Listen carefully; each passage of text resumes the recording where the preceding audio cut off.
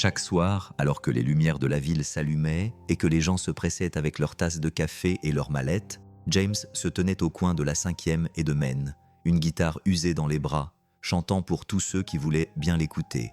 Sa voix, émouvante, brute, remplie d'une chose qui ne s'apprend pas, se perdait souvent dans le bruit. Certaines personnes lui donnaient $1, la plupart ne lui jetaient même pas un regard. Mais un soir, tout a changé. Une voiture noire s'est arrêtée au bord du trottoir.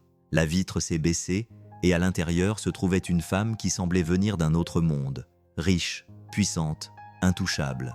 Elle a écouté, puis elle est sortie. Ce qu'elle a offert à James n'était pas seulement de l'argent. C'était une chance d'accéder à quelque chose dont il n'avait pas osé rêver depuis des années. Une vie qu'il pensait avoir déjà perdue. Voici l'histoire d'un père, d'un coin de rue, d'une chanson et d'une femme qui a cru en lui alors que personne d'autre ne le faisait. Avant de plonger dans l'histoire, cliquez sur le bouton « S'abonner » et laissez un commentaire. Où dans le monde regardez-vous cette vidéo? Le vent traversait sa veste comme si elle n'existait pas. Les couches de vêtements ne servaient à rien lorsque la ville décidait de vous rappeler à quel point vous étiez oublié. James ajusta la sangle de sa guitare sur son épaule et transféra son poids d'un pied à l'autre, essayant de retrouver des sensations dans ses orteils. Il n'avait pas eu chaud depuis des semaines. Pas vraiment. Il s'éclaircit la gorge, toussa une fois et commença à gratter les cordes. Les accords étaient lents au début, ses doigts étaient raides à cause du froid, mais sa mémoire musculaire reprit le dessus comme toujours. Sa voix suivit, rauque, usée, mais profonde, avec quelque chose qui fit même s'arrêter un instant l'homme ivre qui titubait en sortant du bar à 2 pâtés de maison. Il ne chantait pas comme quelqu'un qui essayait d'impressionner. Il chantait comme quelqu'un qui en avait besoin plus que d'air. La plupart des gens passaient devant lui sans même lui jeter un regard. Le tintement occasionnel d'une pièce dans l'étui fissuré de la guitare était le seul signe que quelqu'un l'avait remarqué. Un enfant en bas âge tira sur la manche de sa mère et le désigna avec de grands yeux. La mère éloigna son enfant comme si James était contagieux. Il continua à chanter. Au bord du trottoir, émitouflée dans un manteau de taille trop grand, était assise Lily, 7 ans, déjà trop habituée à la faim. Son menton reposait sur ses genoux, ses bras serrés autour d'elle. Il l'observait du coin de l'œil. Elle essayait de sourire. Elle faisait toujours ça. Elle essayait de lui faciliter la tâche. Elle essayait d'être courageuse. James se retourna vers la rue et mit tout son cœur dans le dernier refrain. Sa voix se brisa à mi-chemin, mais il s'en moquait. C'était réel, brut. Et c'était peut-être ce qui faisait le plus mal, car il y a longtemps, cette voix avait fait sale comble. Il y avait eu un temps où il avait un label, un manager et une tournée prévue à travers tout le pays. Il y avait eu un temps où il allait devenir quelqu'un. Maintenant, il n'était plus qu'un fantôme avec une guitare jouant pour quelques pièces à un coin de rue gelé, tandis que sa fille attendait la fin de la chanson pour qu'ils puissent partager une tasse de soupe et essayer de trouver une place sur le sol du refuge.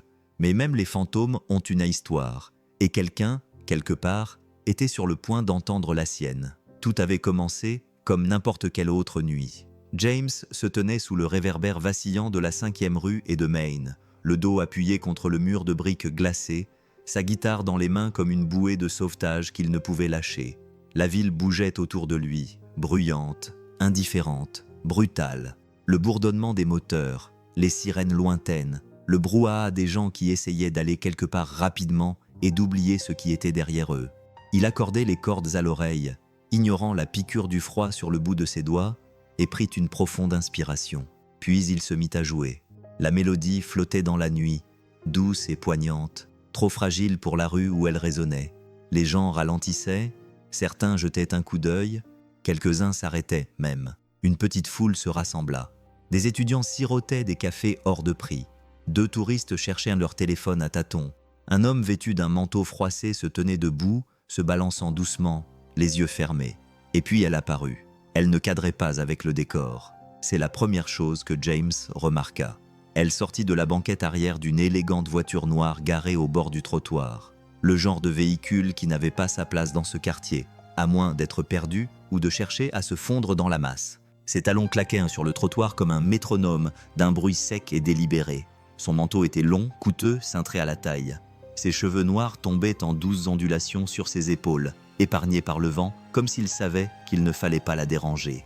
Elle s'arrêta juste à l'extérieur du petit groupe de personnes qui s'étaient rassemblées et, contrairement à tous les autres, Elle ne sortit pas son téléphone. Elle ne parla pas. Elle se contenta d'observer. James sentit son regard avant de la voir. Quelque chose dans ce regard le fit trébucher légèrement sur un accord. Son cœur battait contre ses côtes. Il ne savait pas pourquoi. Il ne chantait pas pour les pourboires ce soir-là. Pas vraiment. Il chantait pour elle. La chanson changea. Une vieille chanson qu'il jouait avant que tout ne s'effondre. Elle n'était pas tape à l'œil. Elle n'était même pas entraînante. Mais elle était sincère. Sa voix s'éleva, se brisa, puis se rétablit. Et quelque part au milieu du deuxième couplet, le regard de la femme s'adoucit. Ce ne fut qu'un instant, mais il le remarqua. Elle resta jusqu'à la fin de la chanson, et quand celle-ci se termina, que la dernière note s'évanouit et que les autres auditeurs commencèrent à s'éloigner, elle ne bougea pas. Elle resta là, comme si elle avait entendu quelque chose que personne d'autre n'avait entendu. Puis, sans un mot, elle s'est retournée et est remontée dans sa voiture. Celle-ci a disparu dans la nuit, laissant James fixer l'endroit où elle se tenait, son souffle formant de la buée dans le froid. Il ne savait pas qui elle était, mais il le savait. Il le sentait au plus profond de lui-même. Ce n'était pas la dernière fois qu'il la voyait. James avait vu toutes sortes de visages passer devant lui, certains vides, d'autres compatissants, d'autres encore dégoûtés. Quelques-uns semblaient vouloir l'aider, mais ne savaient pas comment, et la plupart le regardaient sans le voir, comme s'il n'existait pas. Cela faisait partie du métier, si on pouvait l'appeler ainsi. On apprenait à ne pas le prendre personnellement. On apprenait à chanter pour ceux qui ne détournaient pas le regard. Mais elle était différente. Elle n'avait pas bougé une seule fois pendant la chanson, pas un pas en avant, pas un regard vers l'étui de guitare comme le faisaient la plupart des gens lorsqu'ils décidaient de donner ou non $1. Elle n'avait même pas cligné des yeux lorsqu'un groupe d'adolescents bruyants l'avait bousculée sur le trottoir, riant comme si la ville leur appartenait et que personne d'autre n'avait d'importance. Elle restait debout comme si le bruit ne l'atteignait pas, comme si le froid ne l'atteignait pas, imperturbable, immobile. Et lorsque la dernière note s'est évanouie dans l'air, lorsque les autres ont commencé à applaudir sans enthousiasme ou à se replonger dans leur téléphone, elle n'a toujours pas bougé. Ses mains sont restées sur les côtés, l'une gantée, l'autre nue, un téléphone serré mollement dans sa paume comme si elle avait oublié qu'il était là. Ses yeux, vifs, intelligents, impossibles à ignorer, étaient fixés sur James comme si elle essayait de lire quelque chose sur son visage dont il n'avait même pas conscience. James lui fit un petit signe de tête, du genre de ceux qu'il faisait habituellement à ceux qui s'attardaient.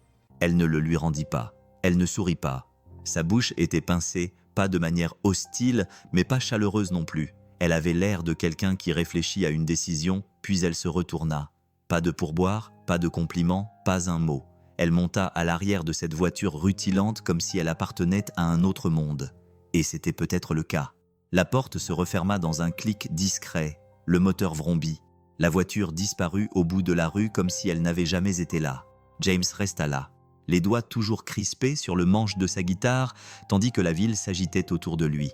Il y avait quelque chose dans ses yeux qu'il ne pouvait oublier. Ce n'était ni du jugement, ni de la pitié, mais autre chose, quelque chose de plus difficile à nommer. Ce n'était pas le regard de quelqu'un qui passe et oublie. C'était le regard de quelqu'un qui a vu quelque chose auquel il n'était pas préparé et qu'il ne pouvait oublier. Le refuge sentait toujours les vieilles chaussettes, les haricots bouillis et quelque chose d'aigre qu'il n'arrivait jamais à éliminer complètement du linoléum. Les lumières au plafond bourdonnaient d'un bruit électrique sourd qui correspondait au mal de tête qui pulsait derrière les yeux de James. Il poussa la porte avec son épaule, son étui à guitare cognant contre le cadre alors qu'il guidait Lily à l'intérieur. Elle était à moitié endormie sur ses pieds, sa main dans la sienne, son petit sac à dos glissant d'une épaule. Il le réajusta doucement pour elle, même si elle était trop fatiguée pour le remarquer. Dans son autre main, il serrait les maigres gains de la nuit. 4 billets de $1 froissés, quelques pièces de monnaie et une barre granola que quelqu'un avait jetée dans l'étui avec un signe de tête et un sourire coupable. Le genre de personne qui ne pouvait pas vous regarder dans les yeux, mais qui voulait quand même avoir l'impression d'avoir fait une bonne action. Il tendit la barre granola à Lily. Elle la prit sans un mot, s'assit sur le banc juste à l'intérieur de la porte et commença à grignoter le coin, comme si c'était un festin. James déglutit péniblement, la gorge nouée. L'homme à l'accueil leva les yeux, les reconnut et leur fit un signe de tête rapide. La chambre 12 est encore libre, mais vous devrez la libérer avant 7 heures. Oui, répondit James, je sais. La chambre 12 n'était pas une chambre. C'était un lit de camp, derrière un rideau fin dans un espace commun avec 5 autres familles. On apprenait à dormir malgré les toux, les cauchemars et les doux sons des pleurs silencieux. James avait appris à enrouler son bras autour de Lily de manière à ce que sa tête repose sur son épaule, et non sur le vinyle froid du lit de camp. Elle disait toujours qu'elle préférait cela à un vrai lit. Il savait qu'elle mentait, mais elle mentait pour lui comme il mentait pour elle. Après s'être brossé les dents dans le lavabo fissuré au bout du couloir, Lily se glissa sur le lit de camp sans protester. James la suivit et tira la couverture qui leur avait été donnée sur eux deux.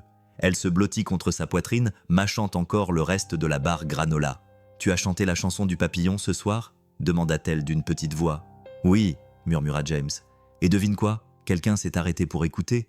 Ils ont applaudi ?» Il hésita. « Pas vraiment. » Elle bâilla. « Peut-être la prochaine fois. Peut-être, pensa-t-il. Peut-être la prochaine fois. » Le lit de camp grinça sous le poids de James lorsqu'il se pencha pour border Lily plus étroitement dans la couverture. Elle était déjà à moitié endormie, les cils battant contre ses joues, serrant le bord de son lapin en peluche usé, la seule chose qu'elle avait réussi à garder après que tout se soit effondré. Ses oreilles étaient effilochées, il lui manquait un œil, mais il avait survécu, comme elle, comme lui. Derrière le rideau fragile qui les séparait du reste du refuge, des voix murmuraient, certaines basses et fatiguées, d'autres élevées dans une frustration silencieuse. Un enfant quelque part pleurait dans son sommeil. Une dispute couvait près des douches à propos d'un sac à dos manquant. Une fois de plus, James essaya de ne pas y prêter attention. Il s'assit à côté d'elle, posa la guitare sur ses genoux et laissa ses doigts trouver les vieux accords, ceux qu'elle aimait, ceux qu'il jouait dans sa chambre quand l'appartement avait encore une porte qui fermait à clé. Une cuisine avec des provisions, un réfrigérateur avec des aimants qu'elle réarrangeait pour former des mots absurdes quand sa mère était encore en vie. Il fredonna d'abord, puis laissa la mélodie s'étirer dans le silence, comme s'il incitait quelque chose de fragile à se dévoiler. Lily remua légèrement, laissant échapper un soupir, mais n'ouvrit pas les yeux. C'est ainsi qu'il sut qu'elle se sentait suffisamment en sécurité pour dormir. La berceuse était simple, 4 accords, quelques mots qu'il avait écrits lui-même il y a des années sur les papillons, le ciel d'été et les rêves qui ne finissaient jamais. C'était la première chanson qu'il avait écrite qui n'était pas destinée à la scène. Elle était juste pour elle. Sa voix se brisa à mi-chemin. Il la couvrit d'un murmure, la gorge serrée. Il n'avait pas pleuré devant elle depuis la nuit où ils avaient perdu leur appartement. Il n'allait pas commencer maintenant. Lorsque la chanson prit fin, la respiration haletante de Lily s'intensifia. James se pencha et embrassa son front, en prenant soin de ne pas la réveiller. Elle bougea, murmura quelque chose d'incompréhensible, puis se calma à nouveau. Il posa doucement la guitare, puis s'allongea à côté d'elle, fixant le plafond avec ses carreaux tachés d'eau et sa lumière fluorescente vacillante. Il entendait encore la chanson dans sa tête, la mélodie tournant en boucle comme une promesse qu'il voulait désespérément tenir. Demain, se dit-il, demain, il chanterait à nouveau. Et peut-être, juste peut-être, que cette femme dans la voiture reviendrait. La silhouette du centre-ville brillait comme une couronne sous le soleil matinal, ses angles vifs et ses tours de verre reflétant un monde très éloigné des coins de rue et des refuges. Au dernier étage de l'une de ces tours, derrière du verre dépoli et de l'acier poli, Helena Dawson était assise en silence, les gros titres du matin intacts sur sa tablette et un espresso à moitié fini en train de refroidir sur son bureau. Elle avait déjà écouté l'extrait 5 fois. Son assistant le lui avait envoyé tard la veille au soir, après qu'un stagiaire l'ait repéré sur la chaîne YouTube d'un musicien de rue local. La qualité était médiocre, juste un enregistrement tremblant fait avec un téléphone, avec des distorsions dues au vent et au bruit des voitures qui passaient. Mais la voix transcendait tout cela. Elle était usée et cassée par endroits, mais pas par manque de contrôle, par la douleur, par la vie. Elle contenait le genre d'émotion qu'aucune session en studio ne pouvait simuler, le genre qui hantait les gens longtemps après la fin de la chanson. Helena s'est calée dans son fauteuil, les doigts croisés sous le menton. « Trouver qui c'est », avait-elle dit dès que l'enregistrement s'était terminé. Et maintenant, elle avait la réponse dans un dossier sur son bureau. James Monroe, 38 ans, ancien artiste folk indépendant, avait connu un succès fulgurant il y a près de 10 ans avant de sombrer dans l'oubli. Aucune sortie officielle après 2016. Aucune adresse connue, aucun agent, aucun manager. Sa dernière résidence connue avait été saisie il y a 3 ans. Une note manuscrite dans le coin, souvent vue se produire le soir au Fifth and Main. Il y avait aussi une photo, pas récente, plus jeune, plus propre, souriant, avec un bébé dans les bras. Le bébé était Lily. La femme à côté de lui s'appelait Julia Monroe, décédée. Accident de voiture. Helena n'avait pas besoin de lire la suite. Elle se souvenait de ce nom. Elle ferma le dossier et regarda la ville qui s'étendait en contrebas. Il ne s'agissait pas seulement d'une voix. Elle avait vu quelque chose dans ses yeux ce soir-là, quelque chose de brut et d'indompté, quelque chose qui lui avait donné l'impression, pour la première fois depuis longtemps, qu'elle n'écoutait pas un autre talent fabriqué de toutes pièces qui suppliait pour obtenir un contrat avec une marque. C'était un homme qui s'était battu pour sa musique. Helena Dawson n'était pas facilement émue. Mais la nuit dernière, à un coin de rue froid dans un quartier oublié de la ville, quelque chose avait changé. Elle ne savait pas encore ce que cela signifiait, mais elle était sûre d'une chose, elle allait y retourner. Le vent n'était pas aussi cruel cette nuit-là, mais James le sentait encore dans ses os, comme toujours. Le froid avait tendance à s'installer dans les endroits déjà creusés par le chagrin. Malgré tout, il s'installa comme d'habitude. Il ouvrit l'étui de sa guitare, accorda les cordes du mieux qu'il pouvait, avec des doigts qui ne se pliaient plus comme avant. Lily s'assit à sa place habituelle, une vieille caisse à lait recouverte d'un sweat à capuche pliée, et colora dans un cahier avec un crayon terne. Elle l'avait trouvé dans le bac de dons du refuge. Ses joues étaient rougies par le froid, mais elle ne se plaignait pas. Elle ne se plaignait jamais. James commença à jouer, se lançant dans un morceau lent, joué au doigt, une chanson d'amour, même s'il ne croyait plus vraiment à ce genre de choses. Le genre de chanson qui évoquait l'espace entre deux personnes qui se connaissaient bien autrefois. La mélodie flottait dans la rue, douce et poignante, et une fois de plus, le monde ne la remarqua presque pas. Mais alors, la voiture s'arrêta. La même berline de luxe noir, le même arrêt discret au bord du trottoir. Il la reconnut immédiatement, avant même que la porte ne s'ouvre et qu'elle ne sorte. Ce soir-là, elle portait un manteau d'un bordeaux profond, le genre de couleur qui fait se retourner les gens. Ses talons claquèrent à nouveau, mais cette fois-ci, elle s'approcha, plus près qu'auparavant, assez près pour entendre la fin du couplet, assez près pour vraiment le voir. Son jean rapiécé, ses bottes usées, les rides autour de ses yeux qui n'étaient pas là il y a 10 ans. Il continua à jouer, mais quelque chose en lui se noua. Ce n'était pas le genre de femme à revenir 2 fois. À la fin de la chanson, elle n'applaudit pas, elle ne sourit pas. Elle sortit un billet de $20 de la poche de son manteau et le glissa délicatement dans l'étui de la guitare. Puis, elle leva les yeux vers lui. « Comment vous appelez-vous » demanda-t-elle. James la fixa pendant une seconde, ne sachant pas si elle était sérieuse. La plupart des gens s'en moquaient. Il s'est éclairci la gorge. « James » a-t-il répondu. « James Monroe. » Une pause. Quelque chose a vacillé dans son regard. « Merci James » a-t-elle dit doucement. Puis elle s'est retournée et s'est éloignée, non pas vers sa voiture cette fois, mais le long du trottoir, disparaissant dans la foule comme si elle y avait toujours appartenu. James est resté immobile, le billet de $20 flottant légèrement dans le vent. Il ne savait pas ce qui venait de se passer, mais cela ne semblait pas être un accident. James ne s'attendait pas à la revoir le lendemain soir, mais elle était là, avec le même manteau, des talons différents, et le même regard indéchiffrable. Elle se tenait en face de lui, alors qu'il terminait une reprise d'une vieille chanson de Springsteen, les mains soigneusement enfoncées dans ses poches, le menton légèrement incliné, l'observant comme un puzzle qu'elle n'avait pas encore tout à fait résolu. Il lui fit un signe de tête lorsque la dernière note s'évanouit, plus par habitude qu'autre chose. Cette fois-ci, elle ne lui donna pas de pourboire, ne bougea pas, se contentant de le regarder. Cela commençait à l'agacer. « Vous êtes de retour ?» demanda-t-il en passant la sangle de sa guitare sur son épaule, essayant de garder un ton neutre. « Je voulais vous entendre chanter », répondit-elle d'un ton neutre, comme si c'était la chose la plus évidente au monde. James ricana sous son souffle. Il y avait beaucoup de gens avec des guitares dans cette ville. La plupart d'entre eux ne grelottaient pas au coin des rues, mais ils ne chantaient pas comme lui. Il y avait quelque chose dans sa façon de le dire, calme, direct. Ce n'était ni de la flatterie, ni de la pitié. Une observation. Il se retourna pour ajuster le sweat à capuche de Lily, gagnant du temps. Elle était recroquevillée à côté de lui, la tête posée sur ses genoux, somnolent, avec une douceur que seuls les enfants et les personnes complètement épuisées peuvent atteindre. La femme s'approcha, baissant la voix. « Où as-tu appris à chanter comme ça ?» James ne répondit pas tout de suite. Ses doigts se crispèrent, le froid lui mordant les jointures. Il détestait cette partie, la façon dont les gens le regardaient lorsqu'il réalisait qu'il avait été quelqu'un. Le changement dans leur ton, leur posture, les centaines de questions qui suivaient. « Nulle part », dit-il finalement, les yeux fixés sur une fissure dans le trottoir. « J'ai juste appris.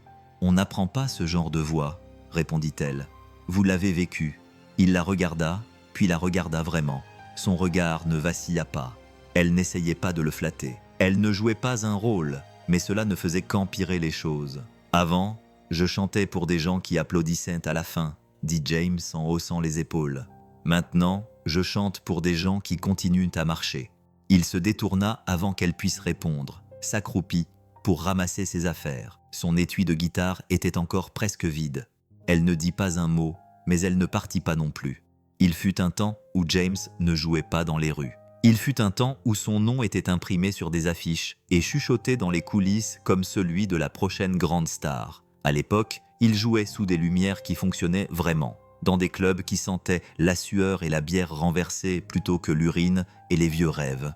Le public était restreint, mais en pleine croissance. Ses chansons étaient brutes, honnêtes, le genre de paroles que les gens citaient dans leurs légendes et inscrivaient dans leurs journaux comme si elles étaient les leurs. Il avait un contrat d'enregistrement sur la table, un manager qui croyait en lui et une femme qui s'asseyait au premier rang tous les soirs, articulant chaque mot comme s'il était sacré. Julia avait un rire qui faisait tourner les têtes, une présence qui le ramenait à la réalité lorsque le chaos des bars à moitié vides et des répétitions tardives commençaient à tourner. Elle a été la première personne à lui dire que sa voix ressemblait à une blessure en voie de guérison. C'est aussi elle qui l'avait convaincu d'enregistrer Hollow Season, la chanson qui avait fait le buzz sur Internet et transformé son rêve chimérique en carrière. Et puis, tout à coup, tout avait disparu. Un matin glacial, une voiture revenant d'une course à l'épicerie, un conducteur ivre qui n'avait jamais freiné. James avait reçu l'appel au milieu d'une session en studio. Il se souvenait encore de la voix de l'ingénieur lorsqu'il lui avait demandé si tout allait bien. Non, tout n'allait pas bien, et cela ne serait plus jamais le cas. Julia était morte avant même l'arrivée de l'ambulance. Lily était assise à l'arrière, âgée de 3 ans, miraculeusement indemne, à l'exception d'une petite cicatrice près du sourcil et d'un silence qui dura des semaines. James cessa de chanter après cela. Il renonça à son contrat, à la scène, aux fans qui le suppliaient de chanter encore une chanson. Sans elle, plus rien n'avait de sens. La musique lui semblait être un mensonge, un spectacle qu'il ne pouvait plus supporter. Il a vendu son équipement, laissé expirer le bail de leur appartement, pris toutes leurs économies et essayé de garder Lily au chaud, nourrie et inconsciente de la rapidité avec laquelle leur monde s'écroulait. Les concerts ont cessé, les appels ont cessé, et finalement, l'espoir aussi. Maintenant, il chantait à nouveau, non pas pour la gloire, ni pour les applaudissements. Il chantait parce que c'était la seule façon qu'il connaissait pour rester en vie. À la fin de la semaine, James pouvait sentir sa présence avant même de la voir. C'était comme si l'air avait changé, était devenu immobile, plus calme en quelque sorte, même si la ville n'avait jamais cessé de bourdonner. Les sirènes hurlaient toujours au loin, les pneus crissaient toujours sur le bitume mouillé. De temps en temps, un ivrogne titubait encore, proférant des insultes inarticulées ou demandant une chanson qu'il n'avait pas l'intention de payer. Mais quand elle apparaissait, tout le reste semblait s'effacer. Helena ne parlait pas après cette première véritable conversation. Elle ne posait pas d'autres questions, elle ne le pressait pas. Elle se tenait simplement là, à quelques mètres du trottoir, les mains gantées croisées devant elle, les yeux fixés sur lui comme s'il était la seule chose qui valait la peine d'être regardée dans un monde plein de bruit. Cela le déconcertait. Les gens ne s'attardaient pas à moins de vouloir quelque chose. Une chanson, une histoire, un morceau de vous qu'ils pourraient porter comme un souvenir. Mais elle ne demandait jamais rien. Elle venait simplement, nuit après nuit, comme une horloge, et écoutait. Au début, il pensait qu'elle l'étudiait. Peut-être travaillait-elle pour une nouvelle agence dont il n'avait jamais entendu parler, une marque chic à la recherche d'une cause caritative à parrainer. Ou peut-être aimait-elle simplement les histoires tristes et les choses brisées. Il y avait des gens comme ça, des gens qui collectionnaient les tragédies comme d'autres collectionnaient les œuvres d'art.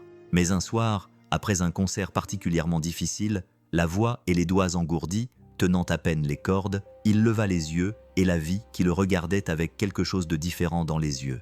Ce n'était pas de la curiosité, ce n'était pas de la pitié, c'était du chagrin. Juste une seconde, un éclair comme une ombre passant derrière un rideau, puis cela disparut. Elle est partie après cette chanson, comme d'habitude, sans un mot, sans pourboire, juste un signe de tête si discret qu'il aurait pu être imaginaire. James s'est assis à côté de Lily, qui s'était recroquevillée contre le pied du bâtiment, une écharpe enroulée autour du nez, et s'est frotté les mains pour leur redonner de la chaleur. « Elle n'est pas comme les autres », a marmonné Lily, à moitié endormie. James a regardé le trottoir vide où se tenait la femme et a dégluti. Non, elle ne l'était pas. La nuit était plus froide que d'habitude, le genre de froid qui s'installe dans votre poitrine et donne l'impression d'avaler du verre brisé en respirant. James jouait depuis près de 2 heures, mais la foule s'était dispersée tôt. La plupart des gens n'étaient pas d'humeur à s'arrêter pour écouter de la musique alors que le vent transperçait leurs manteaux comme des couteaux. Ses doigts étaient à vif, les cordes lui faisaient plus mal qu'elle ne chantait, mais il continuait à jouer quand même, il le fallait. Lily se blottissait contre lui, émitouflée dans 2 pulls et une veste qui ne lui allait toujours pas très bien.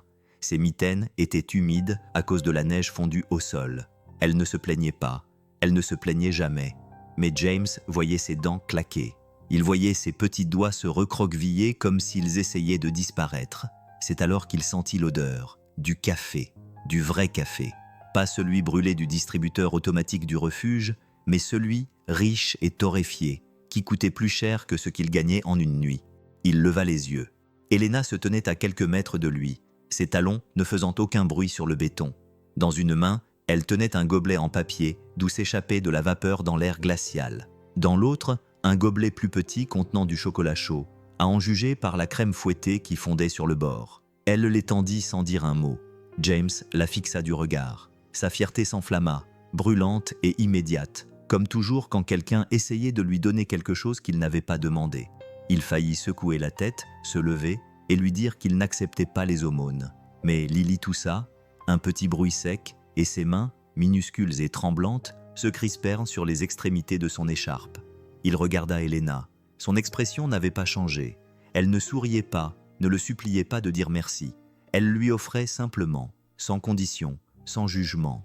Il se leva lentement, les genoux endoloris par le béton, et prit les tasses de ses mains. « Merci », murmura-t-il, à peine plus qu'un souffle, et elle acquiesça. Ce n'est rien.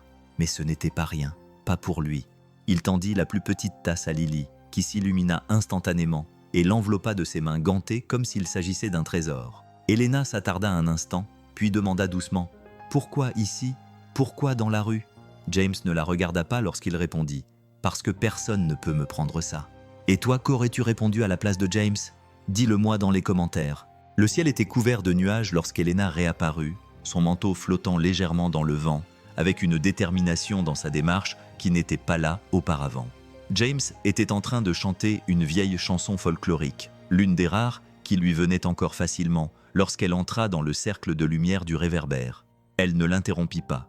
Elle attendit, les bras croisés, les yeux fixés sur lui, comme si elle avait pris une décision et n'était pas prête à la remettre en question. Lorsqu'il eut terminé, la dernière note s'évanouissant dans l'air froid de l'hiver, elle prit la parole. « J'ai une proposition à te faire », dit-elle. James haussa un sourcil, plus par épuisement que par curiosité. Les femmes vêtues de manteaux coûteux ne faisaient pas d'offres aux hommes qui jouaient dans la rue. « Je ne fais pas les anniversaires », répondit-il sèchement. Elena ne sourit pas. « Je veux que tu enregistres dans un vrai studio, l'un des miens. » James cligna des yeux, incertain d'avoir bien entendu. Elle s'approcha, baissant la voix pour que Lily ne l'entende pas. La jeune fille était déjà à moitié endormie, la tête posée sur ses genoux. « Je dirige une société de production musicale. J'ai du matériel de pointe. Des gens qui tueraient pour avoir ta voix. Je ne te fais pas la charité, je t'offre une chance. » Cela lui fit l'effet d'une gifle. Non pas parce que c'était cruel, mais parce que c'était absurde. Car pendant une fraction de seconde, quelque chose au plus profond de lui remua. Cette chose dangereuse. L'espoir. James se leva lentement, enlevant la neige de son manteau. « Pourquoi ?» demanda-t-il. « Pourquoi moi ?»« Parce que tu as quelque chose qu'ils n'ont pas, » répondit-elle. « L'authenticité, la douleur, le cœur. Tu chantes comme si tu saignais. » Il détourna le regard, serrant les mâchoires. Ce n'était pas un compliment, c'était une révélation. « Je ne suis pas intéressé, » dit-il d'un ton neutre. « Vous n'avez même pas entendu les détails. Je n'en ai pas besoin. » Elena recula, le vent tirant sur ses cheveux. « Vous avez peur. » James croisa son regard. « Vous avez sacrément raison. J'ai vu ce que l'industrie fait à des gens comme moi. Je l'ai vécu. » Elena hésita, quelque chose vacillant derrière son apparence calme. « Je ne vous demande pas votre âme, » dit-elle doucement. « Juste une chanson. » James se baissa et ramassa son étui de guitare, dont le poids lui était familier. « J'ai déjà assez donné, » dit-il. Puis il se retourna, prit Lily dans ses bras et s'enfonça dans l'obscurité. Le studio sentait le désodorisant à la lavande, le vieux café, les sols cirés, les murs en verre, les accents chromés, comme si l'on entrait dans un monde trop propre pour quelqu'un comme James. Il se souvenait très bien de cet endroit. Le premier label avec lequel il avait signé, niché dans un quartier calme de Nashville. C'était tout ce qu'il pensait vouloir. Un rêve enveloppé de cabines d'enregistrement et de délais, de compliments qui ressemblaient à des contrats et d'éloges qui cachaient un piège sous leur apparence flatteuse. Au début, c'était électrique. Ils adoraient sa voix, la qualifiant d'authentique, commercialisable, poignante et audacieuse. Ils parlaient d'image de marque, de public cible, d'esthétique de l'album. Ils ont changé son nom, trouvant que James Monroe était trop banal, et lui ont donné des vêtements qu'il ne porterait jamais en dehors de la scène. Ils ont modifié ses paroles, remodelé ses chansons, pris celles écrites pour Julia et lissé les angles jusqu'à ce qu'elles ne sonnent plus comme des chansons de cœur brisé, mais comme du bruit déguisé en tristesse. Le pire, c'est qu'il les a laissés faire si rapidement parce qu'il lui promettait un avenir, une vie meilleure pour Julia, une vie sûre pour Lily. Et pendant un certain temps, il les a crus. Il a donné des concerts, filmé des interviews, souri malgré l'épuisement. Il a chanté des chansons qu'il ne reconnaissait plus sous des projecteurs qui rendaient tout doré, sauf lui. Puis vint l'effondrement. Le soir où il leur a dit qu'il voulait recommencer à écrire ses propres chansons, qu'il ne voulait pas d'un deuxième album construit autour de la douleur de quelqu'un d'autre, ils ont refusé. Ils ont dit qu'il n'était plus un auteur-compositeur. Il était un produit. Un produit. Ce mot lui resta coincé dans la gorge comme un clou. Alors il partit, dit au manager de déchirer le contrat, quitta le studio avec rien d'autre que sa guitare et un message vocal de son agent lui demandant s'il avait perdu la tête. C'était le cas.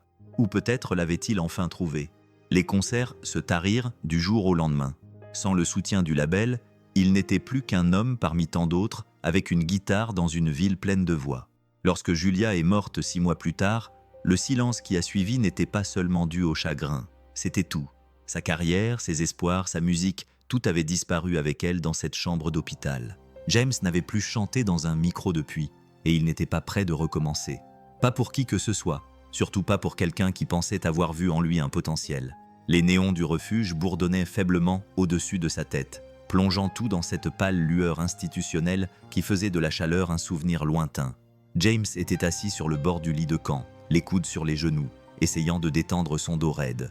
Une autre longue nuit sur le béton, une autre matinée à se demander s'il avait fait les bons choix.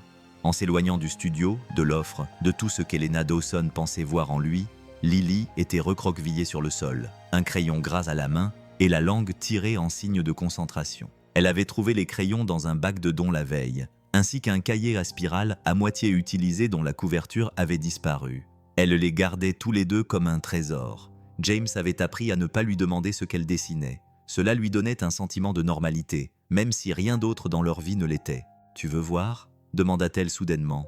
Il se retourna. Elle brandit fièrement le papier, arborant un sourire plus large que jamais.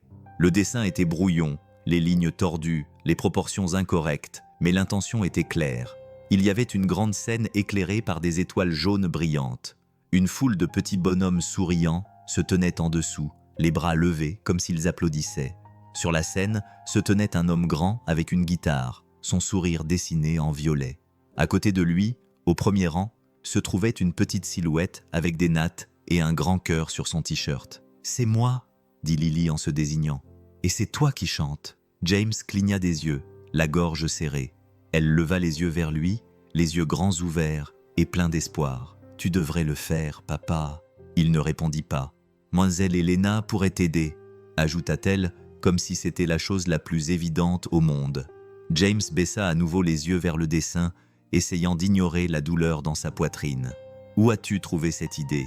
demanda-t-il doucement. « Tu as dit qu'elle avait un studio de musique, » répondit Lily. « Et elle aime tes chansons, elle les écoute. » Il déglutit péniblement, incapable de la regarder dans les yeux. « Ce n'est pas si simple, ma petite. Ça pourrait l'être, » murmura-t-elle en posant le dessin sur ses genoux. « Si tu le laissais. » James fixa le dessin au crayon le représentant sur scène, et pour la première fois depuis longtemps, il n'avait pas l'air si perdu. Le téléphone semblait plus lourd qu'il n'aurait dû l'être, comme s'il savait ce qu'il représentait. James était assis devant le refuge, sur les marches en béton fissuré, le soleil matinal faisant de son mieux pour prétendre qu'il faisait chaud, même si le froid persistait dans ses os. Sa guitare reposait à côté de lui, silencieuse pour une fois. Lily était à l'intérieur, montrant son dessin au crayon à l'un des bénévoles, son rire résonnant faiblement à travers la porte métallique derrière lui. Il fixait la carte de visite dans sa main, blanche, élégante, minimaliste, juste un nom, Elena Dawson, et un numéro direct imprimé en caractères noirs nets. Pas de slogan, pas de fioriture, juste une ligne directe vers le monde d'où elle venait. James l'avait gardée plus longtemps qu'il ne l'avait prévu. Il avait pensé à la jeter plus de fois qu'il ne pouvait le compter. Mais Lily avait recommencé à parler de scène, de microphone et de projecteurs, et de la façon dont mademoiselle Helena croyait en elle. Et quelque chose en lui avait changé, pas pour lui. Il en avait fini de courir après des rêves qui broyaient les gens. Mais Lily croyait toujours qu'ils étaient réels. Il prit une inspiration et composa le numéro. Chaque sonnerie lui semblait être une question. Chaque seconde s'étirait, puis sa voix, calme, posée, reconnaissable entre toutes. « C'est Helena », James hésita.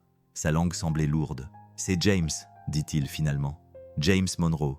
Il y eut un silence juste assez long pour qu'il se demande si elle avait oublié. « J'espérais que tu appellerais », dit-elle. Il se frotta le visage, ne sachant pas trop par où commencer. « Je ne promets rien », marmonna-t-il. « Mais si l'offre du studio est toujours valable, elle l'est. » Un autre silence, plus long. « Je ne fais pas ça pour revenir », ajouta-t-il rapidement. « Il ne s'agit pas d'un retour, c'est pour elle, pour Lily.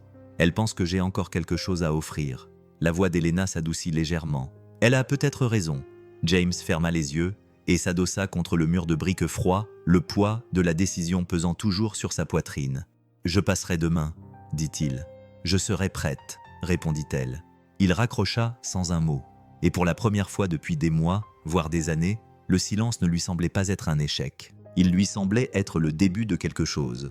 Dès que James franchit les portes du studio, il eut envie de faire demi-tour et de repartir aussitôt. L'espace n'avait rien à voir avec les installations de fortune dans lesquelles il enregistrait il y a 10 ans.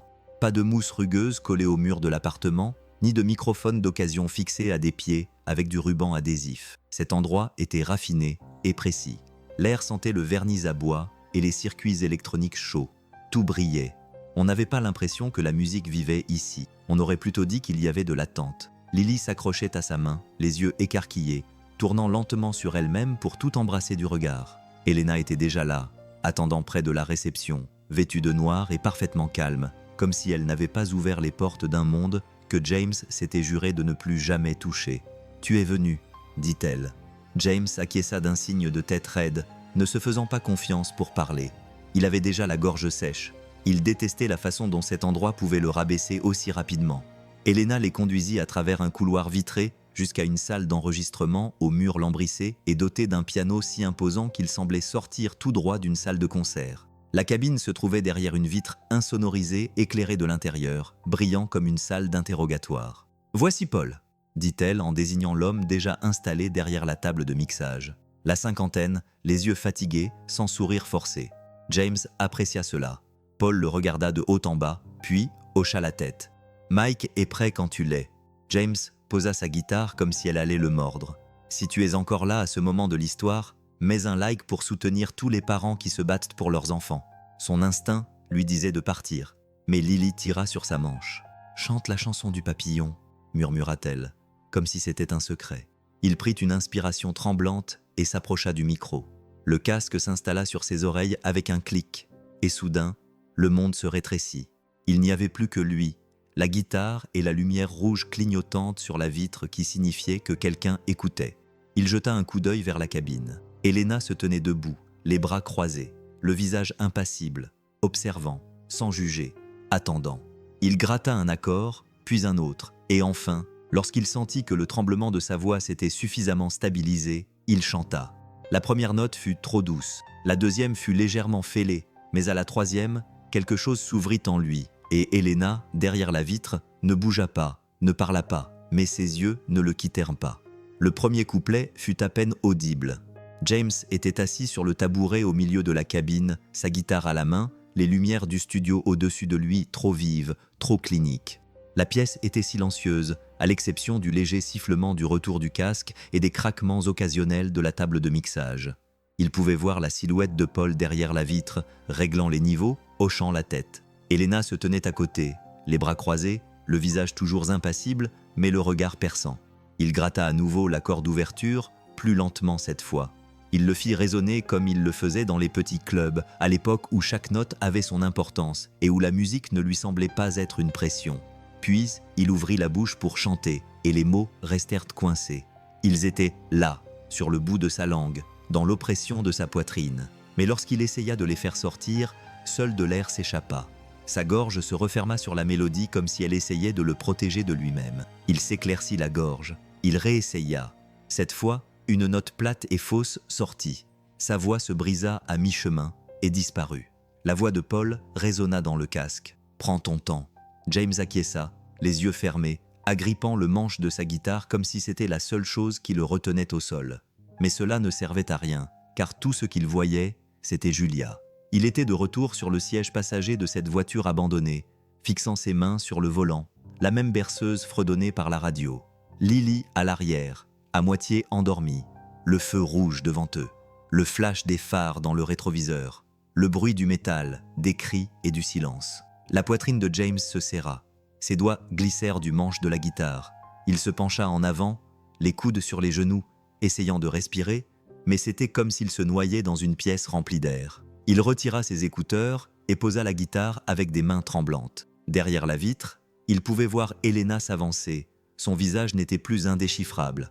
Mais James n'attendit pas. Il poussa la porte du studio et sortit dans le couloir où le silence n'était pas rempli de fantômes. James s'appuya contre le mur froid du couloir, les yeux fermés, essayant de chasser le passé de ses poumons. La panique s'était calmée, mais pas beaucoup. Ses doigts tremblaient encore. Son cœur battait dans sa poitrine comme s'il essayait de s'échapper. La porte du studio derrière lui cliqua doucement, et il n'avait pas besoin d'ouvrir les yeux pour savoir que c'était elle. Il entendit le bruit de ses talons ralentir, puis s'arrêter à quelques mètres de lui. Le silence s'étira entre eux comme un fil, fin et tendu. « Je ne m'attendais pas à ce que ça me touche autant », murmura-t-il. « J'aurais dû, je suppose. » Elle ne répondit pas tout de suite. Quand elle le fit, sa voix était calme, pas fragile, mais prudente, comme quelqu'un qui ouvre une boîte restée fermée pendant des années. « Mon frère jouait de la guitare, » dit-elle. « Rien de raffiné, juste de l'âme. Il avait ce don inné, cette authenticité. Vous l'avez aussi. » James tourna légèrement la tête, l'observant du coin de l'œil. Elle ne le regardait pas. Elle avait les bras croisés, mais pas dans une posture défensive, plutôt comme si elle retenait quelque chose à l'intérieur. Il écrivait des chansons comme si c'était des lettres que personne n'était censé lire, a-t-elle poursuivi. Il jouait dans les stations de métro, au coin des rues, dans de petits bars avec des micros cassés et des droits d'entrée à 2 $.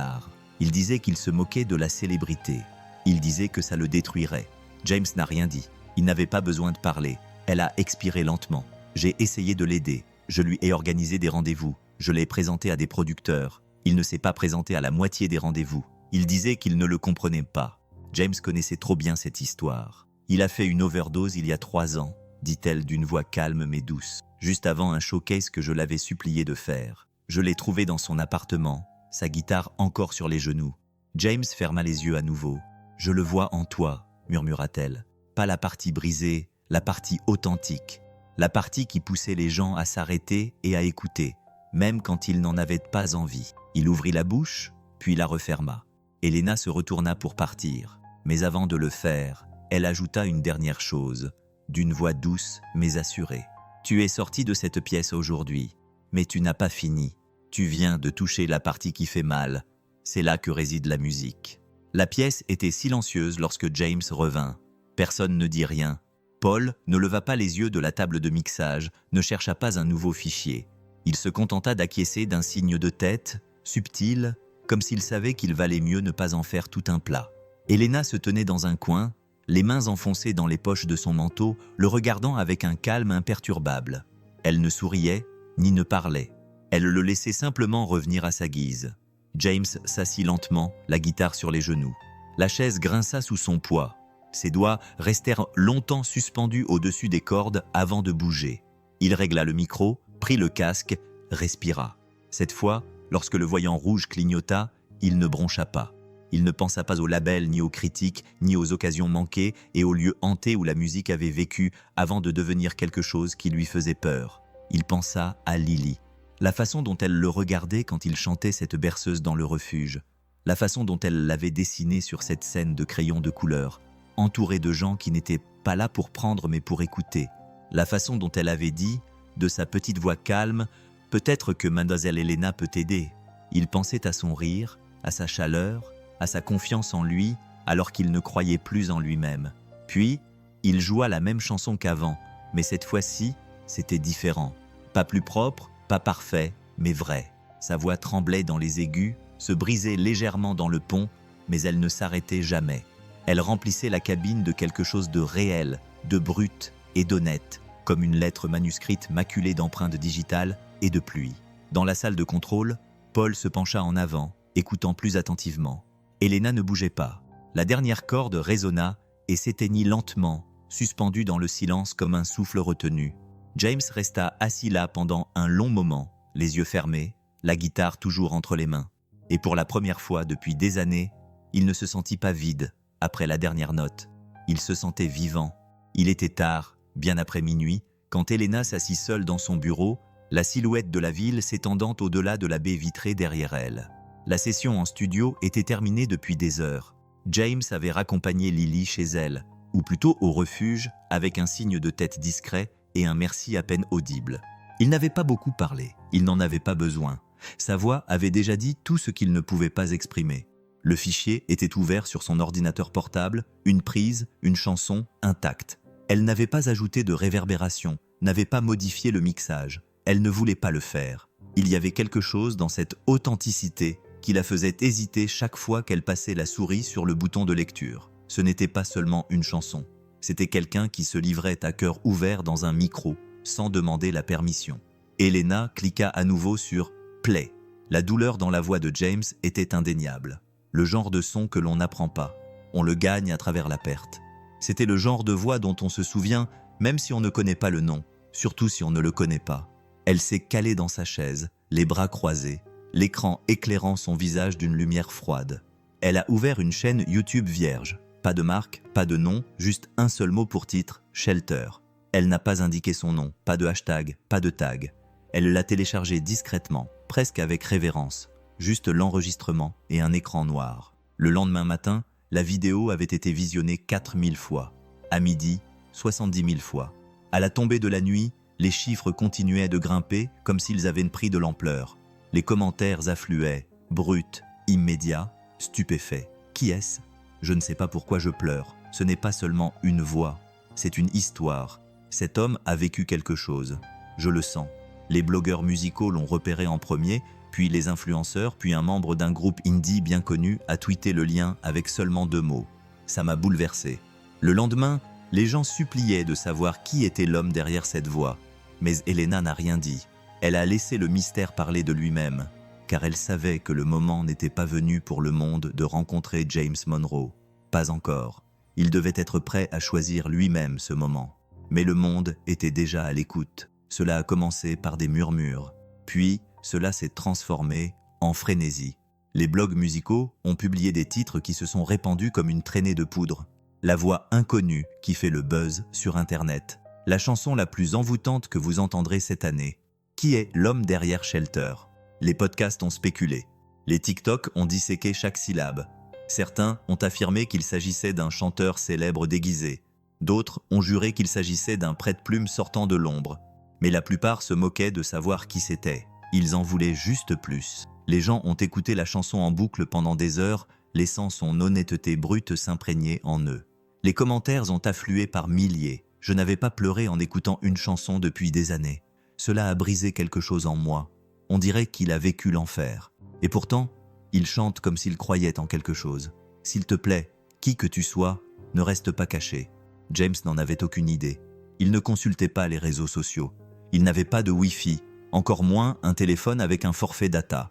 Il se réveillait toujours à l'aube, accompagnait toujours Lily au centre communautaire pour le petit déjeuner, grattait toujours sa guitare sur le trottoir comme si rien n'avait changé.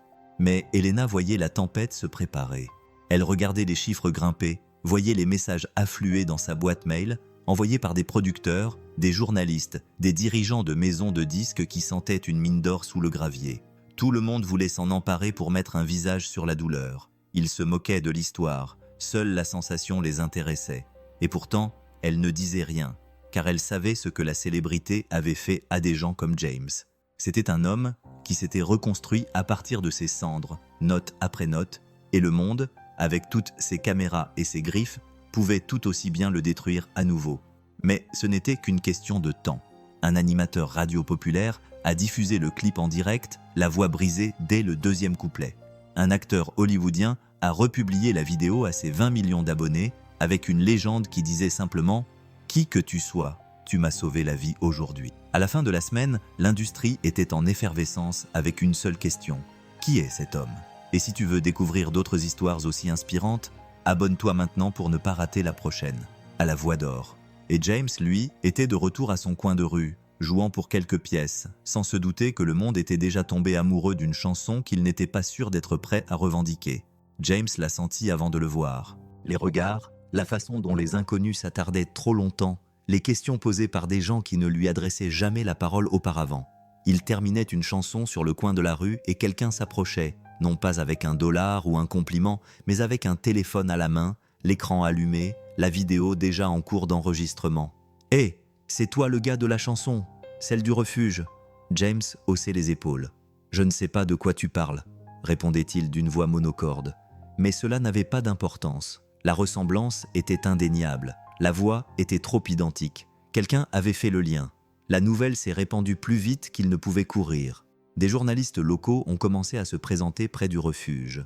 Une femme avec un bloc-notes a essayé de suivre Lily à l'école. Les photographes rôdaient près de la soupe populaire comme des vautours, attendant que quelque chose meure. Et James, il paniquait. Tout ce qu'il voyait, c'était le passé qui se reproduisait. Les réunions, les interviews, les sourires hypocrites d'hommes en costume qui n'avaient jamais écrit une chanson de leur vie. Les promesses, la pression, les applaudissements qui ressemblaient à un piège. Il avait reconstruit sa vie à partir de ruines, morceau par morceau, pour Lily, pour survivre. Il ne voulait pas que tout cela soit à nouveau détruit, alors il a disparu. Il a cessé de se rendre à son endroit habituel, a déménagé dans un autre quartier de la ville, a pris un lit dans un autre refuge sous un autre nom. Il s'est rasé la barbe, s'est coupé les cheveux, a troqué son étui de guitare contre un vieux sac à dos. Elena l'a appelé, lui a laissé des messages, sans réponse. Elle s'est présentée au refuge un soir, mais il était déjà parti. Les dessins au crayon de Lily étaient toujours collés au mur près du lit de camp où il dormait, et cela l'a presque brisé. James n'était pas parti parce qu'il avait honte de la chanson. Il était parti parce que le monde frappait à nouveau à sa porte, et il ne savait pas comment le laisser entrer sans perdre tout ce qu'il avait lutté pour protéger, en particulier la seule chose qui comptait plus que sa musique, Lily. Il fallut 5 jours à Elena pour le retrouver. 5 jours de fausses pistes, d'indices manqués, de coordinateurs de refuge qui refusaient poliment de dire un mot et de personnel qui ne savait pas ou faisait semblant de ne pas savoir où James Monroe avait disparu. Mais elle savait qu'il n'était pas allé loin. Pas avec Lily. C'était un homme qui essayait de rester invisible, pas quelqu'un qui essayait de disparaître. Et lorsqu'elle l'a finalement repéré, ce n'était pas dans un refuge ou une soupe populaire. C'était sous un pont rouillé dans la partie ouest de la ville, où les gens marchaient vite et évitaient tout contact visuel. Il était assis sur le trottoir, sa guitare posée à côté de lui. Lily était blottie contre lui, enveloppée dans un patchwork de couvertures données. Le bruit des voitures qui passaient couvrait le monde qui les entourait. Mais Elena n'avait pas besoin d'entendre la musique pour savoir qu'elle jouait toujours dans sa tête. Elle resta là 1 minute avant de s'approcher. James la vit avant qu'elle ne dise quoi que ce soit. Ses épaules se raidirent comme quelqu'un qui se prépare à affronter une tempête. « Je savais que tu me trouverais », dit-il doucement, sans la regarder. Elena s'approcha et s'accroupit à sa hauteur. « Pourquoi t'es-tu enfui ?» Il se frotta les mains pour se réchauffer. Ses yeux étaient fatigués, cernés de rouge. « Parce que la dernière fois que je me suis approché de quelque chose de bien, on me l'a enlevé. » Elle jeta un coup d'œil à Lily qui somnolait, la tête posée sur sa poitrine. « Ce n'est pas à cause de la chanson, n'est-ce pas ?» Il secoua la tête. Ça n'a jamais été le cas. Il leva alors les yeux vers elle, sa voix n'étant guère plus qu'un murmure. « Tu ne comprends pas. Quand les gens commencent à applaudir, ils commencent à vouloir. Et quand ils veulent quelque chose de moi, ils m'arrachent des morceaux jusqu'à ce qu'il ne reste plus rien. » Le regard d'Elena ne vacilla pas. « Je ne suis pas ici pour prendre quoi que ce soit. » Il ricana entre ses dents. « Tu l'as déjà fait. Tu m'as pris la seule chose qui me restait, mon anonymat. » Elle ne broncha pas. « Je n'ai pas fait ça. Ta voix l'a fait. Ta vérité. » James baissa les yeux vers Lily. Sa petite main agrippait son manteau comme si elle avait peur de le perdre dans son sommeil. « Je n'ai pas peur d'échouer, dit-il. J'ai peur d'être à nouveau quelqu'un. » Elena s'assit à côté de lui, épaule contre épaule, sur le béton glacé. « Alors sois quelqu'un pour elle, dit-elle. Pas de lumière, pas de caméra, juste un homme qui n'a pas fui cette fois-ci. » Le vent s'était calmé, mais l'air avait encore la fraîcheur du début du printemps, plein d'espoir, mais pas encore clément. James était assis, le dos contre le mur de briques froid sous le pont, le bruit de la circulation lointaine battant comme un cœur derrière eux. Elena n'avait pas quitté son côté. Elle ne le pressait pas. Elle était simplement assise là, sa présence calme mais rassurante, comme si elle n'attendait pas qu'il dise quelque chose de profond, comme si elle savait que le silence était suffisamment lourd. James fixait le réverbère qui clignotait au-dessus de lui, sa faible lueur projetant de longues ombres sur le trottoir fissuré. Il ne la regardait pas lorsqu'il parlait. « Elle pense que je peux lui offrir plus, dit-il, que cette chanson, cette attention, signifie que nous sommes proches de quelque chose de mieux. Et je veux croire que c'est vrai. » Elena pencha légèrement la tête, la voix calme. « Alors qu'est-ce qui t'en empêche ?» Il soupira. « Parce que j'ai déjà vécu ça, pas dans la rue, pas comme ça, mais presque. Et je me souviens de ce que j'ai ressenti quand tout m'a échappé, quand je n'ai pas pu l'empêcher. » Elle ne l'interrompit pas. « Je n'ai pas pu sauver Julia, dit-il doucement. Je n'ai pas pu sauver ma carrière. Je n'ai rien pu sauver. Et maintenant, Lily me regarde comme si j'étais toujours l'homme que j'étais avant, comme si j'allais renaître de mes cendres et lui construire une vie de conte de fées. » Il secoua la tête, la voix rauque. « Mais je ne suis qu'un type qui chante pour survivre. » Elena se tourna vers lui. « Tu te trompes. » Il la regarda, surpris par la certitude dans sa voix. « Lily n'a pas besoin que tu sois célèbre, James. Elle n'a pas besoin que tu sois parfait. Elle a juste besoin que tu restes, que tu sois là, que tu sois présent. » Elle fit une pause pour trouver le courage d'essayer. Il baissa les yeux vers la petite fille endormie blottie contre lui, sa respiration douce et régulière, ses doigts encore emmêlés dans son manteau. « Tu penses que le simple fait d'être présent suffit ? » « Je pense, dit Elena, que pour une petite fille qui a déjà trop perdu, le simple fait d'être présent peut tout changer. » James déglutit péniblement. Elle se pencha vers lui et lui toucha doucement l'épaule. « Tu es déjà quelqu'un. Pour elle, tu es tout. Ne fuis pas cela, que ce soit la raison pour laquelle tu ne disparaîtras plus jamais. » Et cette fois, il ne détourna pas le regard. Les lumières étaient chaudes, mais le studio était froid, d'une manière artificielle qui faisait transpirer les paumes de James et assécher sa gorge. Il était assis sur une chaise qui semblait trop neuve, trop propre, entourée de murs qui étouffaient les sons comme l'industrie l'avait autrefois étouffé. En face de lui était assis l'animateur, avec ses yeux bienveillants, sa voix raffinée, ses poses étudiées. Le genre d'homme qui savait naviguer dans les traumatismes sans se salir les mains. James avait refusé 3 fois avant qu'Elena ne le convainque. Pas pour la gloire, pas pour la notoriété, juste pour que les gens entendent la vérité de sa bouche avant de se forger leur propre opinion. Les caméras tournaient désormais. Le voyant rouge clignotait et le monde entier écoutait. L'animateur se pencha vers lui, d'un ton doux. « James, votre chanson, Shelter, a touché des millions de personnes. Mais jusqu'à présent, personne ne connaissait vraiment l'homme qui se cachait derrière. Pouvez-vous nous le dire? Où étiez-vous passé ?» James expira lentement, essayant de rester calme. Il répondit simplement, mais ses mots eurent un impact considérable dans la pièce. L'animateur hocha la tête, l'encourageant silencieusement. « J'étais musicien, continua James. J'avais une chance, un contrat avec une maison de disques, une petite tournée. Les gens pensaient que j'allais percer, moi aussi. » Il fit une pause. Puis ma vie a basculé. Il jeta un coup d'œil vers la caméra pendant 1 seconde, puis détourna le regard. Ma femme est morte dans un accident de voiture. Notre fille Lily était sur le siège arrière. Elle s'en est sortie. Julia? Non. Il déglutit. Les mots sortirent saccadés, mais sa voix resta ferme. Après cela, la musique n'avait plus aucun sens. Plus rien n'avait de sens. J'ai arrêté d'écrire, arrêté de chanter. J'ai arrêté de me montrer, pour moi, pour elle. Il baissa les yeux vers ses mains, calleuses et gercées. Nous avons tout perdu, et je ne pouvais pas offrir à Lily un toit, une stabilité, ni même des réponses. La seule chose que je pouvais lui offrir, c'était une chanson. L'animateur ne dit rien. Il laissa le silence s'installer. James releva les yeux. Shelter n'était pas censé devenir viral. Ce n'était pas un retour. C'était une berceuse pour ma fille, pour tous ceux qui s'accrochaient du bout des doigts. Il fit une pause. La salle était plongée dans un silence pesant. « Et si c'est tout ce que je chante, dit-il, ça me suffira. » Et pour la première fois depuis des années, il y croyait. Les lumières du studio s'estompèrent, plongeant la foule dans un doux silence. L'air vibrait d'anticipation, celle qui envahit une pièce juste avant qu'un événement sacré ne se produise. James se tenait derrière le rideau, sa guitare en bandoulière, le cœur battant si fort qu'il pouvait à peine entendre le compte à rebours du régisseur. Ses doigts tâtonnaient sur les chevilles d'accordage, non pas parce que les cordes en avaient besoin, mais parce qu'il avait besoin de s'occuper, de se recentrer. Ce n'était pas un bar en fumée ou un coin de rue, c'était la télévision nationale. Des millions de personnes allaient le regarder. Il n'était pas monté sur une scène comme celle-ci depuis des années. Et à l'époque, tout était différent. Il était quelqu'un d'autre. Un murmure parcourut le public lorsque l'animateur le présenta. Vous avez entendu sa voix. Vous avez ressenti son histoire. Veuillez accueillir James Monroe. Les applaudissements montèrent comme une vague et s'écrasèrent dans le silence. Le rideau se leva. James entra dans la lumière. Il plissa les yeux un instant, ébloui par la luminosité et la taille de la salle. Mais ensuite, il la vit. Lily, au premier rang, les cheveux tressés, vêtue d'une nouvelle robe qu'ils avaient choisie ensemble dans une boutique d'occasion, ses petits pieds se balançant juste au-dessus du sol. Elle serrait contre elle le lapin en peluche dont elle ne se séparait jamais.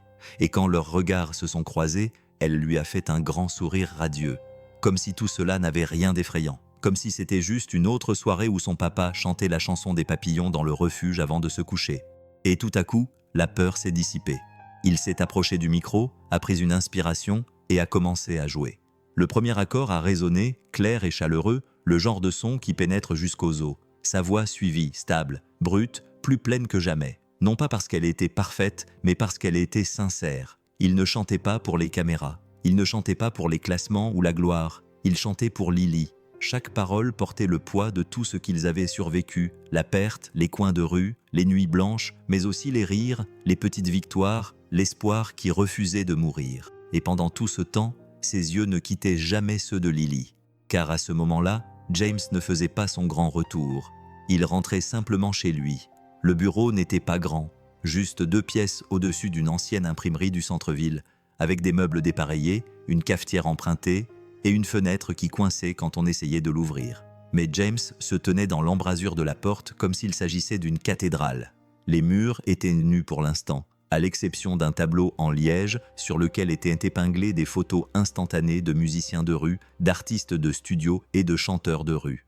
Des visages marqués par la survie, des voix oubliées par une industrie qui n'écoutait que lorsqu'elle était rentable. Il passa la main sur le bureau dont les bords étaient encore rugueux depuis que Lily l'avait aidé à le poncer la semaine précédente.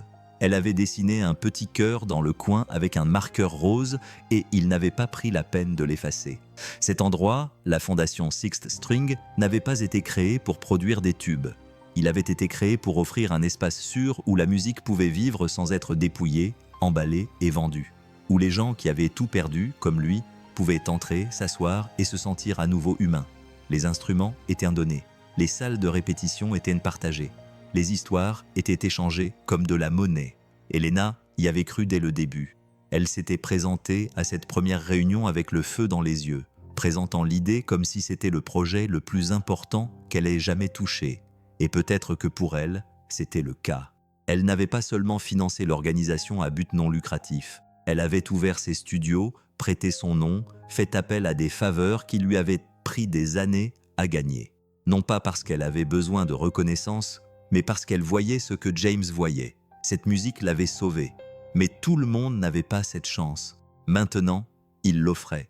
Chaque semaine, il s'asseyait avec un nouvel artiste, quelqu'un qui sortait tout juste de désintoxication, quelqu'un qui n'avait pas touché un piano depuis qu'il avait perdu sa maison, quelqu'un qui n'avait rien d'autre qu'une chanson qui résonnait dans sa poitrine et nulle part où la mettre.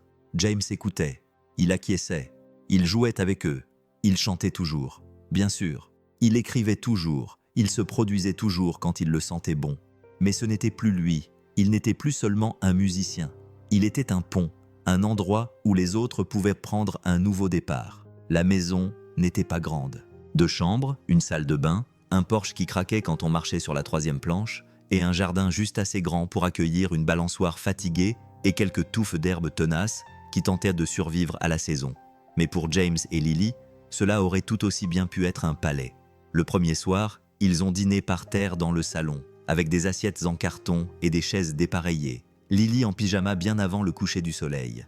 Elle riait à chaque bouchée, tapant du pied à un rythme qu'elle seule pouvait entendre, ses yeux passant avec excitation d'un mur à l'autre comme si elle n'arrivait pas à croire que tout cela leur appartenait. James était assis à côté d'elle, observant, toujours incrédule, essayant encore de s'habituer au silence. Plus besoin de se présenter au refuge, plus de couvre-feu, plus d'espace commun où des inconnus pleuraient derrière des cloisons fines comme du papier. Juste une maison, la leur. Sur le comptoir se trouvait une lettre, l'acte officiel signé et scellé. Elena les avait aidés. Bien sûr, elle les avait aidés, non pas avec des gestes grandioses, ni avec des caméras ou des contrats, mais simplement en les guidant discrètement, en leur donnant de petits coups de pouce subtils, en leur lançant un regard qui disait « Vous l'avez mérité, laisse-toi y croire ». Il l'a fait. Et quelques semaines plus tard, lorsque la ville a organisé sa série de concerts estivaux sur la place, James est remonté sur scène. Non pas comme un fantôme cherchant à se faire remarquer, ni comme un homme suppliant le monde de l'écouter, mais comme lui-même. Lily était assise au premier rang, les jambes croisées, le menton dans les mains, un large sourire illuminant son visage, qui lui serrait le cœur. Elle portait le même petit collier en forme de cœur qu'Elena lui avait offert le jour de leur emménagement. Ses cheveux étaient soigneusement tressés et ses joues étaient rougies par la course dans l'herbe avant le spectacle. Et sur le côté, derrière la foule, se tenait Elena, les bras croisés, le regard doux, le regardant avec cette fierté rare qui ne vient pas de la possession mais du témoignage. Il gratta le premier accord, et alors que sa voix s'élevait dans l'air chaud de la nuit, il sut qu'il ne portait pas la chanson seul. C'était elle qui le portait. Pas un homme brisé, pas un homme perdu.